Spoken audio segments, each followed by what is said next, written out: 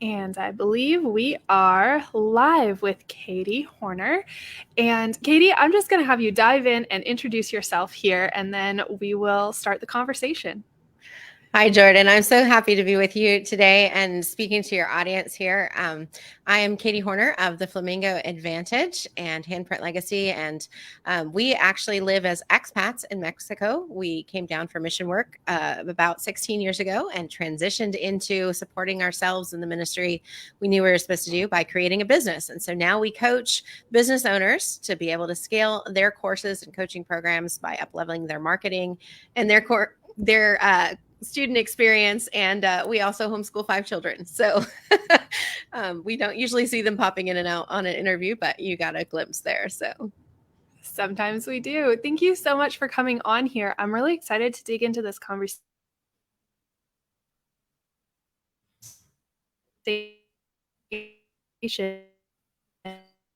And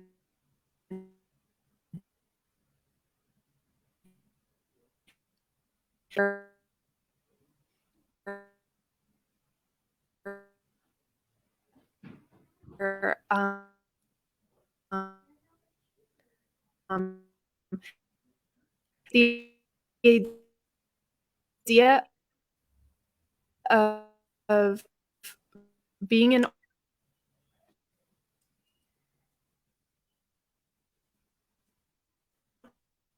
entrepreneurial.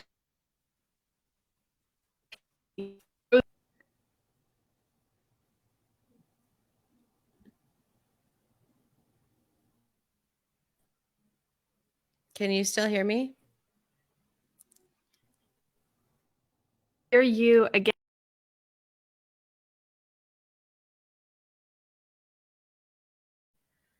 Oh dear, it looks like we lost her.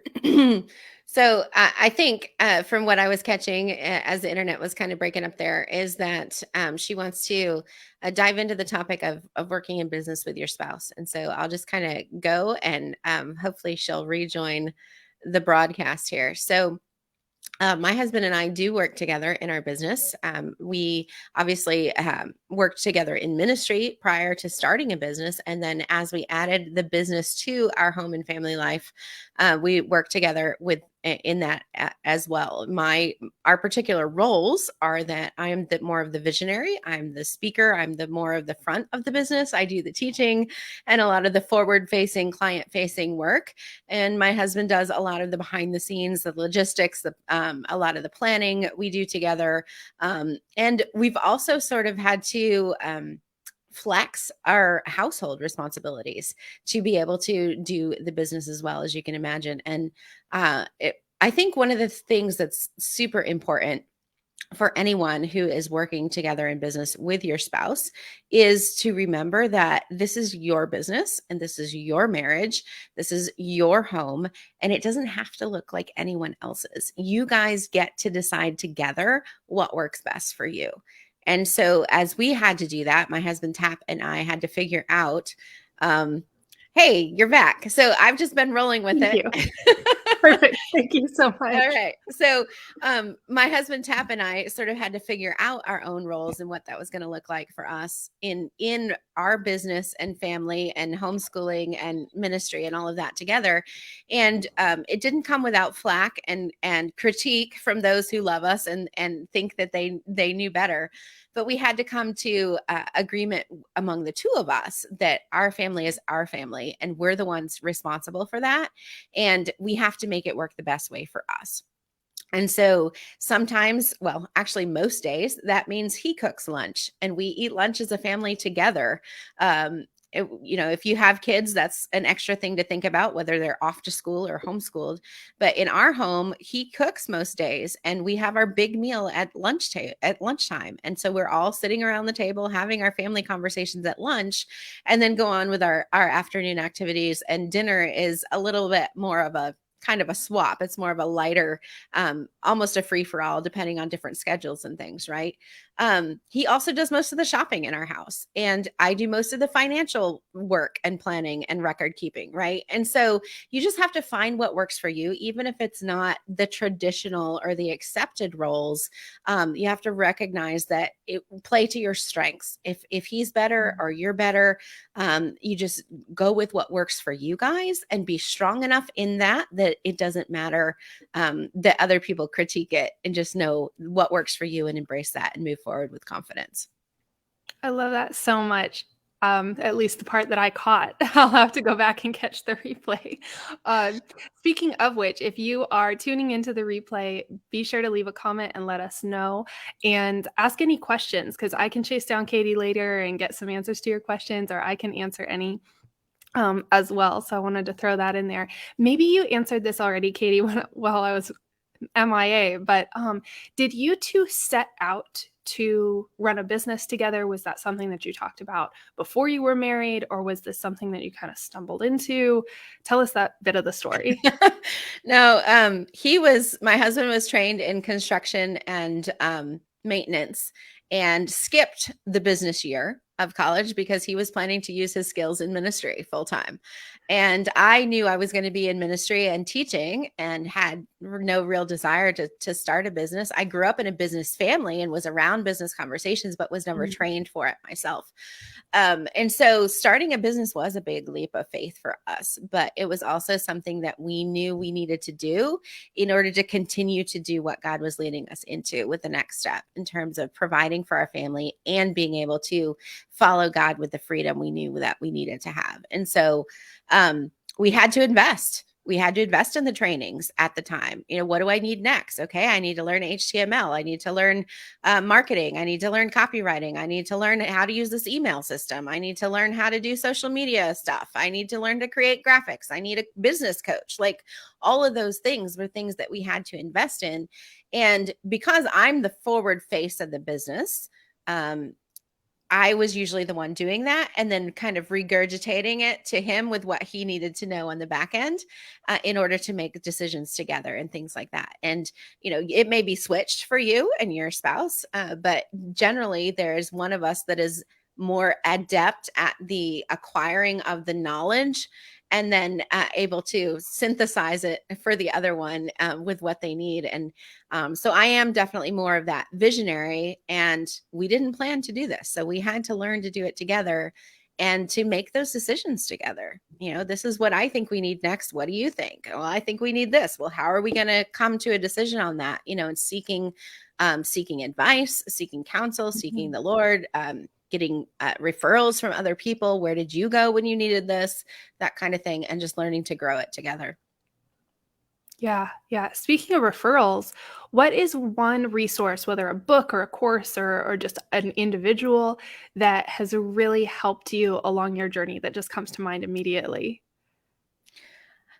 The community that has been the biggest thing for me, it has been Jeff Walker's Product Launch Formula. I started with the book, then I took the course and joined the community.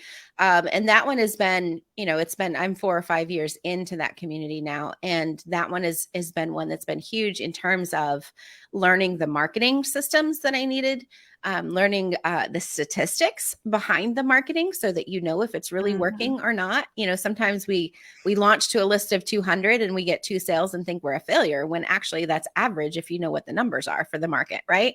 Right. So that's been a huge resource for us in growing our business, and the community has been just amazing support as we've grown and struggled and grown and struggled. Yeah. I have one more big question for you, and a small one beforehand. The small one is, where can people find you if this has all resonated and they want to connect with you and your husband further and get to know what you do more? Where is the best place for them to find you? TheFlamingoAdvantage.com is the best place to find us. Flamingos are sort of our mascot and our branding now, and we've created what we call the Flamingo Advantage framework to help people learn to leverage their uniqueness in their marketing and their client experiences. So the flamingoadvantage.com, you can find our book and our podcast and connect with us there. And we would love to get to know your people. Wonderful. Perfect. And be sure to come back around to this stream, especially if I don't do it or if my internet hiccups again, and to drop that link so that we're sure to have that available for our people.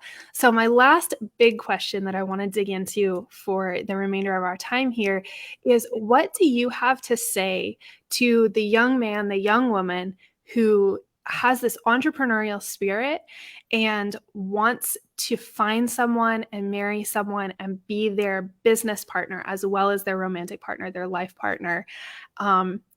What is one piece of advice, I suppose, that you have, or a question that they might ask themselves to make sure that they really want to go on this journey? Well, I think it is important to know what you want and know what you're looking for so that you're not tempted to settle for less than that. But I also think that sometimes we can get so caught up in forcing something to happen that we miss what is the best next step for us in the moment. And so I would encourage those of you who are younger and looking for an entrepreneurial partner, life partner, to be focused on, definitely be clear on what you want and what you're looking for. But in the moment, like right now, don't be so focused on finding that you miss what is available to you right now. You need to be the best that you can be. I know that I wasn't planning to be in business when I was single and in college, but I did know I was supposed to be overseas. And so I wasn't looking at any man that wasn't already headed overseas to some kind of ministry work, right? I was very clear on that. If they're not headed overseas, like, they are not the one for me, because I know I'm supposed to be overseas. And when I got approved to go to Mexico as a missionary and had to find my own mission board and funding and that kind of thing. And one of the questions was, how do you think you're going to do this if you're single? And my answer was, I have no clue if God wants me married, but I do know God wants me overseas. So I'm not going to sit around and wait for what I don't know is coming in order to do the thing I do know I'm supposed to do. Does that make sense?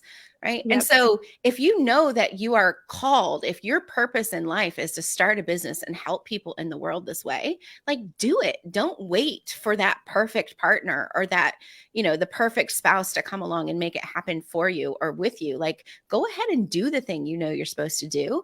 And when you're doing what you're supposed to do, the rest of it takes care of itself. And eventually that perfect person for you is going to show up as you're in the process of focusing on what you are supposed to do in the world, because ideally they're supposed to be doing the same thing at the moment, and your paths will cross eventually.